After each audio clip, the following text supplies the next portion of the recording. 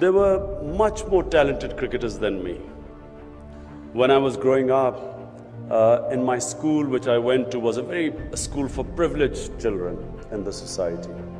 And in that, I excelled in my school. But when I actually got out of the school to play cricket for my city, I discovered that the children coming from the poorer backgrounds had much greater hunger and drive than the boys who were studying with me in this privileged school.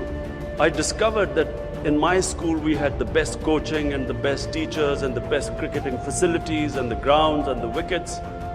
We could not compete with these boys coming from the streets because their hunger and drive was much more. Not only did I discover that these boys were much hungrier than me for success, but they were far more talented.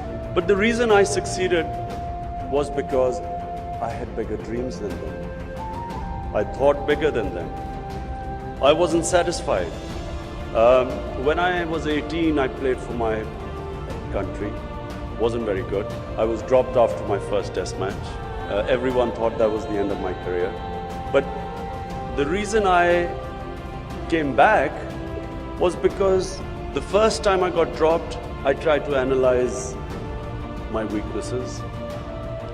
First time I played in England and I saw these other great cricketers, and I realized that the bowling action God had, my natural bowling action, which was I endowed with, was restricting me from reaching my ambition, which was at that time to become the best fast bowler. From then onwards, rather than be limited by my natural bowling action, I decided to change it to reach my ambition.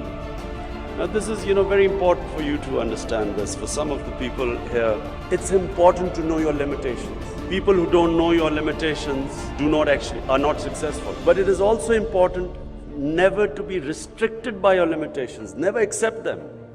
Always try to expand those limitations. So what I did was that my limitation in my bowling action did not restrict me, because I decided that my ambition, if I stuck with this bowling action, I would not be able to reach my ambition. So I changed my bowling action. And I'm the only fast bowler who completely changed his bowling action from the time he started to the time I finished. I completely remodeled it.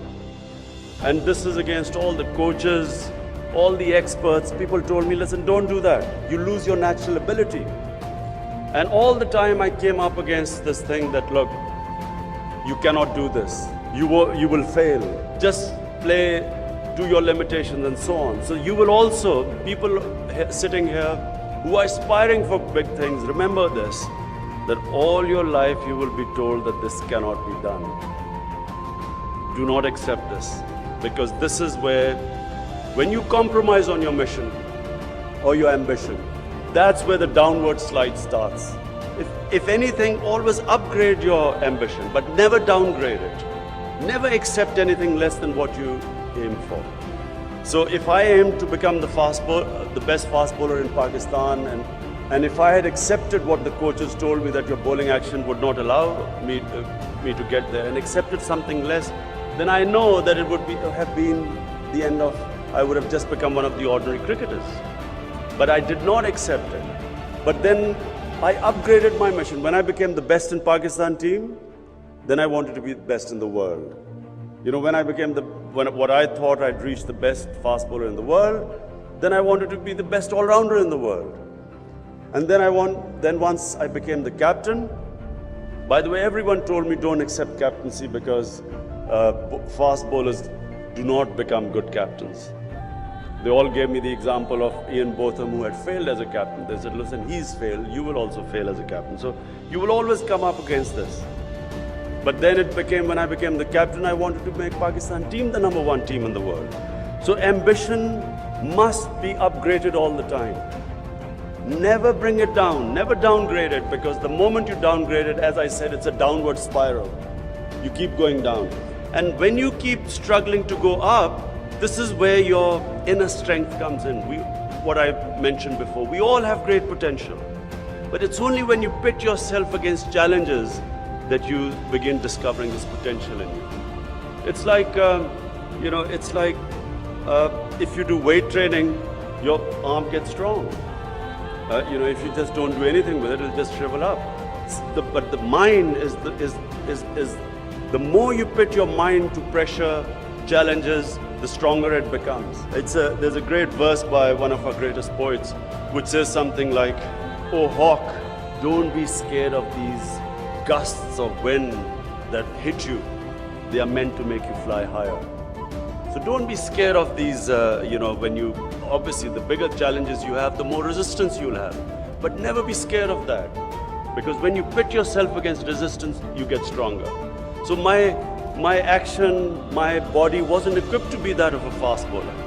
But the more I tried and the more I struggled towards it, my body got stronger. And similarly, much more of course is the case with the mind. Then when I became the captain, I had these ambitions that I wanted Pakistan to be the best team. Now that ambition must take precedence over everything else. You should be able to, if you cannot for any reason, any impediment in that way of your ambition, you must be able to, whatever it takes, you should be able to sacrifice for that. And so I'm the only captain, and that's the reason I was successful. I'm the only captain who twice resigned because the selectors did not give me the team I wanted to win. So my ambition was to be the best, make Pakistan the best team. When I realized that I wasn't getting the best team, for me to achieve that ambition, I was willing to resign rather than stay the captain. So this is also very important, that you must, do not let anything get in the way of your ambition.